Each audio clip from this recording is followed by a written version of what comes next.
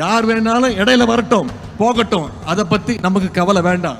வானவில் பார்க்கறதுக்கு ரொம்ப அழகா இருக்கும், கலர் கலரா இருக்கும், அதை பார்க்கறதுக்கு மக்கள் கூடுவாங்க.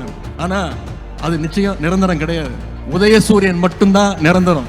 உதயசூரியன் தான் மக்களுக்கான வெளிச்சத்தை தரும். தமிழ்நாட்டில் எந்த வீட்டை எடுத்துக்கிட்டாலும் நம்முடைய திராவிட மாடல் அரசுடைய திட்டங்கள் நிச்சயம் அந்த வீட்டுல ஒரு பயனாளியாவது நிச்சயம் இருப்பான். அதை மக்கள்கிட்ட தொடர்ந்து ஞாபகப்படுத்துங்க, திட்டங்களை எடுத்து பேசுங்க, மக்களை சந்திச்சு மக்களோட மக்களா பழகுங்க, அவங்களுடைய நம்பிக்கையை பெறுங்க.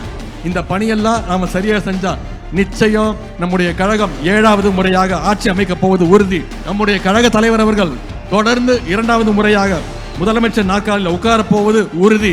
நாம பெறப்போகிற வெற்றி சாதாரண வெற்றியாக இருக்கக்கூடாது. 70,000 பூத்திலையும் நிச்சயம் உதயசூரியன் வெற்றி பெற்றாக வேண்டும். 70,000 பூத்திலையும் மிகப்பெரிய வாக்கு வித்தியாசத்தில் வெற்றி பெற வேண்டும். நம்முடைய தோழமை கட்சியுடைய வெற்றி உறுதி செய்யணும். அதற்கு இந்த இளைஞரணி வடக்கு மண்டல நிர்வாகிகள் சந்திப்பு நிச்சயம் ஒரு அடித்தளமா இருக்கும்னு நம்புறேன்.